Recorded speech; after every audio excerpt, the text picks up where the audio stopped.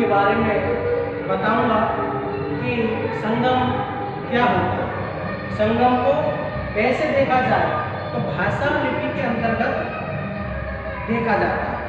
भाषा लिपि के में जो अंतर है उसको हम संगम के माध्यम से भी जान सकते हैं।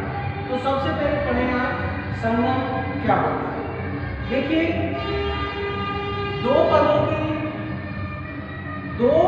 की सीमा में उचित विराम देना ही, दो पद हैं और उसकी सीमा है, उस सीमा में उचित विराम देना ही संगम कहलाता है। दो पदों की सीमा में, दो पदों की सीमा में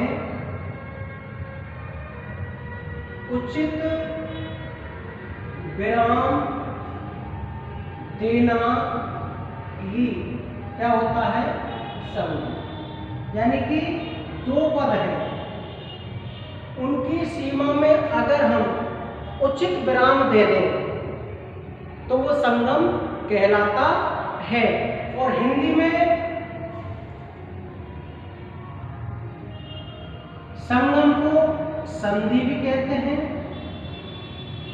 और मेल भी कहते हैं। हिंदी में संधि भी कहते हैं और मेल भी कहते हैं। तो देखिए, दो पदों की सीमा में उचित विराम देना ही संगम कहलाता है। अब दो पद देखिए, हम पहला एक उदाहरण के रूप में लिख रहे हैं। देखिए, सिर का, और एक लिखे है हमने सिर और डैश का। देखिए, ये दो शब्द हैं, एक है सिर का, एक है सिर और का। परिभाषा क्या करिए, दो पदों की सीमा में उचित विराम देना ही संगम है। तो देखिए, सिर का, आप इस दोनों शब्दों का अलग अलग अर्थ निकलता है।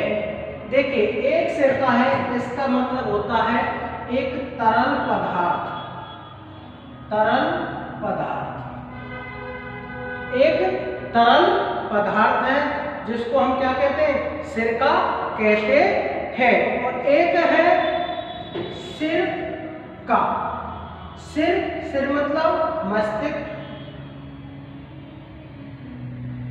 और का मतलब से संबंधित।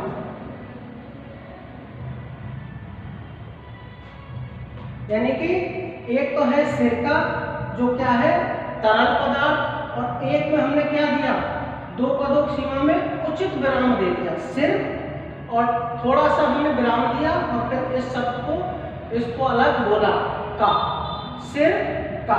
तो सिर मतलब जो अपना सिर है ये उससे संबंधित, और एक को सीधा ही बोला सिर का, तो उसका मतलब होगा तरल पदार्थ। इसी प्रकार ये देखिए, दूसरा उदाहरण देखिए आप, मन का और मन का। देखिए, इस मन का मतलब होता है मोतियों की माला,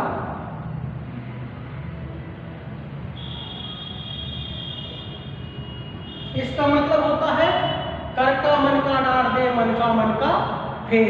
यानी कि मन का मतलब मोतियों की माला, और एक है मन, और हमने क्या कर दिया, उचित विराम दे दिया, का, मन का। मन मतलब हृदय से संबंधित, हृदय से संबंधित। देखिए, दो उदाहरण मैंने आपको बताए हैं, एक तो है सिर का जो तरल पदार्थ है, एक हमने उचित विराम दिया है तो सिर का यानी मस्तिष्क से संबंधित। दूसरा उदाहरण दिया मन का, जो मन का मतलब होता है मोतियों की माला, और एक में हमने विराम दे दिया, उचित विराम दिया है, तो विराम का मतलब थोड़ा सा होती मन, और ये का यानी कि हृदय से संबंधित होता है। इसी प्रकार दूसरा भी, तीसरा उदाहरण ले सकते हैं हम, जलसा और एक जलसा। एक जलसा का मतलब होता है उत्सव, और एक जल के समान, या जल के संबंधित, जल से संबंधित। तो ये भी हम देख सकते हैं, देखिए जलसा होता है, हुजूम होता है, एक मेला को भी कह सकते हैं, एक उत्सव को भी हम कह सकते हैं, वो क्या कहते हैं, जलसा। एक जल और उसमें थोड़ा सा हमने विराम दिया, वो होता है जल के समान। तो आप समझ गए होंगे संगम किसे कहते हैं, दो पदों की सीमा में जो उचित विराम दिया जाता है उसको हम संगम कहते हैं। ये आपके जहन में अच्छी तरीका से समझ में आ गया होगा। आप एक बार देख लीजिए, पुनः देखिए उदाहरण में होता है सिरका केवल सीधा ही बोला सिरका तो एक तरल पदार्थ है, और सिर और का के हमने थोड़ा सा विराम दिया तो मस्तिष्क से संबंधित है। इसी प्रकार मन का मोतियों की माला और मन का तो हृदय से संबंधित या मन से संबंधित। इसी प्रकार जलसा एक उत्सव है और जल और सा जल के समान है। संगम आपको समझ में आ गया होगा। धन्यवाद।